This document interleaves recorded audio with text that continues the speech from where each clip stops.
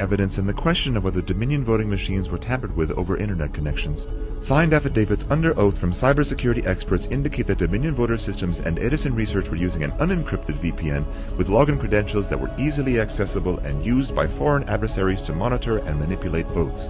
The IP addresses into the Edison Research host servers went in both directions, meaning that not only were China and Iran and other countries accessing the servers, but also Edison Research was communicating back to these adversaries. The claims that Dominion voting machines were not connected to the internet are completely false. Cybersecurity experts have followed the communication of the data from Dominion voting servers and Edison Research to foreign countries. A simple web search will uncover that DominionVotingSystems.com is registered to a company in Hunan, China. 3 of the 7 board members of UBS Securities are Chinese nationals. That company owns Staple Street Capital, which in turn owns Dominion. On top of that, the Dominion software is licensed from Smartmatic, which is a Venezuelan-owned and controlled company, and we're all familiar with how their elections go. Furthermore, forensic audits of the machines reveal significant errors. Although the mainstream media and politicians are saying that it's dangerous misinformation that Dominion voting systems are unsecure, this was the very message that several left-leaning news sources were claiming less than a year ago. NBC News and PBS found out just how easy it is to hack voting machines or cast fake votes. It's important to know that Georgia just spent over is about to spend over $100 million on a contract with Dominion to provide image cast hardware to the state in time for the next primaries and for the 2020 election. And yet here these kids were who had opened it up. They said, look, you can pop the front off of it and here's a port you can get into right here. That's easy. All kinds of stuff that you could certainly do within 6 minutes behind a curtain, much less if you had extra time because any of these were connected to the web, as we discovered a couple of days before. So many of them are. Despite opposition and attacks, election security experts were able to audit Dominion voting machines in Antrim County, Michigan, revealing unusually high error and adjudication rates. What does that mean? According to the report, Dominion Voting Systems is intentionally designed with inherent errors to create systemic fraud and influence election results. Ballot errors are sent to adjudication, which means the vote can be decided by an election worker where there is no oversight, no transparency, and no audit trail. We've scanned 113,130 as of moments ago. We've adjudicated 106,000 plus of those.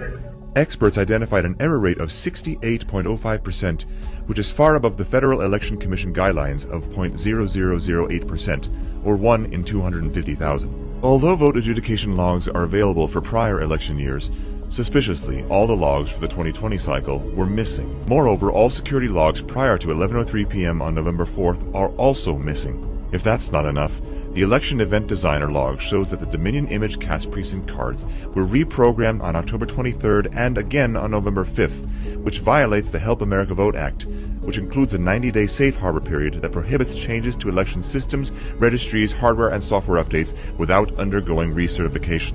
Even if skeptics and critics persist that these issues are inconsequential, they should be willing for forensic audits to take place for transparency, yet they have viciously attacked attempts to review logs. Why is that if there's nothing to hide? Election officials in Maricopa County, Arizona have even ignored subpoenas for release of election data and Dominion machine audits until after the inauguration. Then there's the mass influx of unsolicited mail-in ballots. The key word is unsolicited. In other words, people receiving ballots they never asked for. Politicians use the coronavirus to push mass mail-in ballots and extending the time to receive those ballots till many days after the election. There are many reports of people who voted in person also receiving multiple unsolicited ballots in the mail. People who did not send in a mail-in ballot denied in-person voting because they were told they had voted already by mail when they hadn't. This opened up chaos in the system and uncertainty as to who actually voted. Additionally, signature verification requirements were slackened in many states, adding even more uncertainty. In fact, the Pennsylvania Secretary of State unilaterally removed legislative signature requirements for mail-in ballots. More than 1,000 signed affidavits have been given by poll workers who have witnessed illegal activities, non-equal treatment of Republican poll watchers, counting ballots in locations with no poll watchers not permitted close enough to see the counting process, shredding ballots, garbage bags full of ballots for Trump,